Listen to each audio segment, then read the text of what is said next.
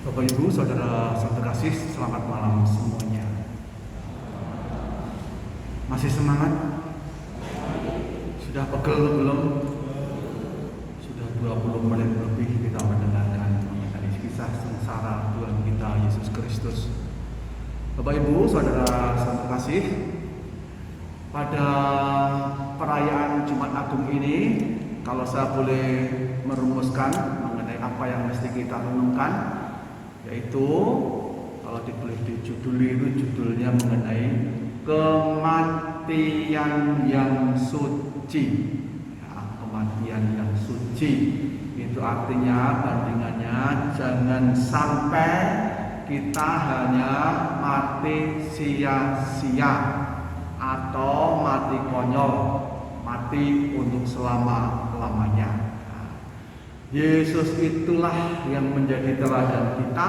Dia mati dengan suci, mati kemudian bangkit mulia, dan tidak hanya itu, kematiannya membawa berkat bagi semua orang.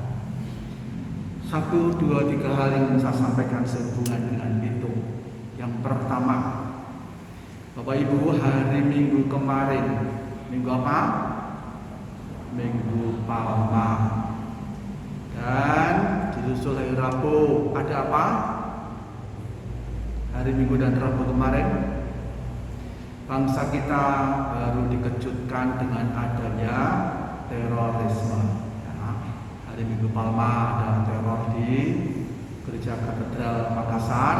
Hari Rabunya seorang wanita di Mabes Jakarta. Ini kan mengguncangkan kita semua. Kok nggak habis-habis teroris ini? Aduh terus. Maka Bapak Ibu, Saudara terkasih, pada kesempatan ini yang saya minta supaya umat Kristiani, Bapak Ibu semua orang Katolik, jangan sampai ada yang tersesat seperti mereka. Ya, jangan sampai ada yang menjadi teroris, karena jelas teroris itu dikutuk oleh seluruh dunia, oleh pemerintah juga. Nah, tidak ada yang membenarkan mereka. Maka jangan sampai kita menjadi seperti mereka. Nah, jangan pernah ditiru kematian mereka. Tirulah kematian Yesus yang kita rayakan pada hari ini. Lah salahnya apa toh? Salahnya sebenarnya sederhana. Ya, tidak sederhana tapi ya hanya kalau dipikir begini Bapak Ibu. Kalau kita punya tujuan mulia, boleh nggak kita menggunakan cara semau-maunya? Boleh nggak? Bolehkah tujuan yang mulia menghalalkan segala cara? Tidak. Ya, mungkin para teroris itu punya tujuan yang mulia, bagus, ingin memuliakan Tuhan, membangun negara yang luar biasa, atau apapun lah tujuannya. Tapi jelas caranya tidak benar, yaitu dengan bunuh diri dan mencelakai, bahkan sampai membunuh yang lain. Sebenarnya itu di situ. Keliru, ini tujuanmu buat menapik ning keliru caramu. Seperti halnya, ini keluarganya kepepet. Kalau keluarga kepepet ekonominya, boleh nggak maling? Kalau mencuri boleh? Korupsi boleh? Pasti tidak boleh. Nah, jadi apapun alasannya tidak menghalalkan semua cara. Oleh sebab itu, kalau kita punya tujuan yang mulia bagus, harus dengan cara yang bagus pula. Itulah yang dibuat oleh Yesus. Yesus mempunyai tujuan membangun kerajaan Allah, memberi keselamatan kepada semua manusia. Caranya bagaimana? Dia mewartakan keselamatan itu, berbuat baik dan berbuat baik, tidak pernah ditemukan kesalahan. Dalam cerita kisah sengsara Pilatus sudah mau cuci tangan, tidak menemukan kesalahan Yesus. Dah, ini saya tidak menemukan kesalahan, silakan kamu adili sendiri. Jadi Yesus itu tetap berbuat baik dan berbuat baik, nah, tidak pernah berbuat salah, tidak pernah berbuat dosa. Maka ketika dia ditangkap, bahkan diajar seperti itu, dia tidak memberikan perlawanan. Bukan karena tidak bisa, tetapi Yesus berjuang tidak membalas kejahatan dengan kejahatan, kegelapan dengan kegelapan, tidak mungkin. Maka Yesus sudah berbuat baik dan berbuat baik, dan mereka tetap berbuat jahat. Ya wis, aku ora iso piye meneh sak karepmu.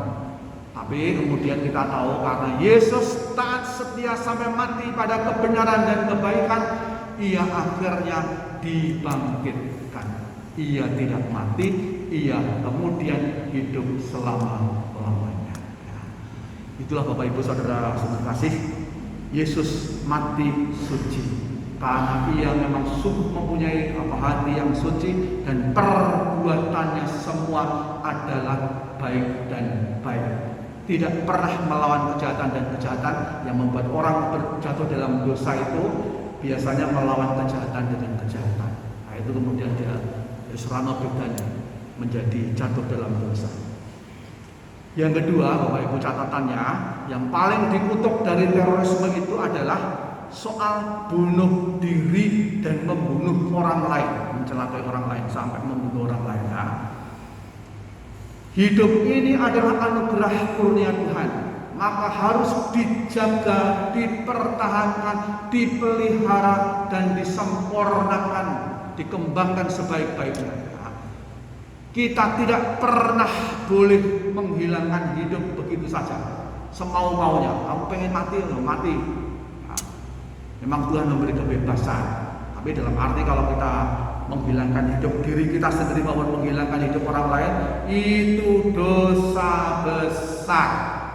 Jangan pernah berharap dengan bunuh diri atau membunuh orang lain bisa masuk surga. Tidak mungkin. Kalau kita sampai bunuh diri, itu pasti bukan mati suci, tetapi mati sia-sia, mati konyol. Jangan pernah berharap masuk surga jika demikian. Karena hidup ini adalah anugerah Tuhan, dan kematian itu adalah hak Tuhan pula. Kalau mau mati, biarlah Tuhan yang mengambil nyawa kita. Maka gereja menentang semua hukuman mati dan cara-cara semua yang membuat kematian. Gereja itu pro-life, berjuang untuk membangun budaya kehidupan melawan segala budaya kematian. Baik, itu yang kedua, intinya adalah martabat manusia dan nilai kehidupan yang harus diperjuangkan, dipertahankan oleh siapapun.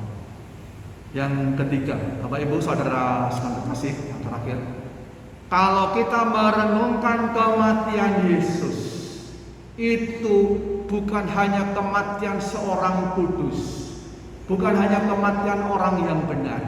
Nah, bukan itu saja, tetapi kematian Yesus ini adalah pokok keselamatan bagi semua orang.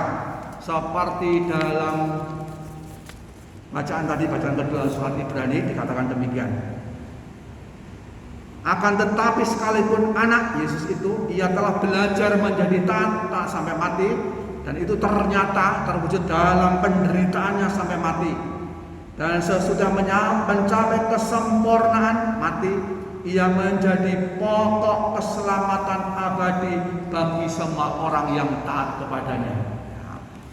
Jadi kita merayakan perayaan Paskah Jumat Agung ini tidak hanya Yesus yang mati seorang yang kudus, tetapi inilah pokok keselamatan kita semua. Nah, kok bisa? Itu gambarannya, penjelasannya mungkin bisa dipahami dari surat Paulus kepada umat di Roma bab 5 ayat 18 dan 19. Intinya, karena pelanggaran satu orang, Adam Bapak Ibu, karena ketidaktaatan satu orang Adam, maka semua orang kemudian ada di dalam dosa, ada dalam kuasa maut. Istilahnya kalau peribahasa, karena nilai setitik maka susu sebelanga itu rusak semua.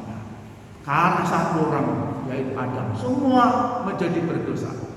Dan pada saat ini kita rayakan karena ketaat setiaan satu orang, yaitu Yesus Kristus, karena kebenaran satu orang tanpa dosa itu, maka kita semua orang mendapatkan pembenaran, mendapatkan hidup kembali. Siapa yang percaya, ia akan hidup, tidak lagi dikuasai oleh maut. Amin. Kita mohon kepada Tuhan, semoga hidup yang telah dikaruniakan ini jangan kita sia-siakan, dan moga-moga kita tidak mati sia-sia, tapi moga-moga kita semua mati suci karena cinta kepada Tuhan dan sesama, dan dengan cara yang sebaik-baiknya tanpa melukai, merugikan, mencelakai siapapun. Amin.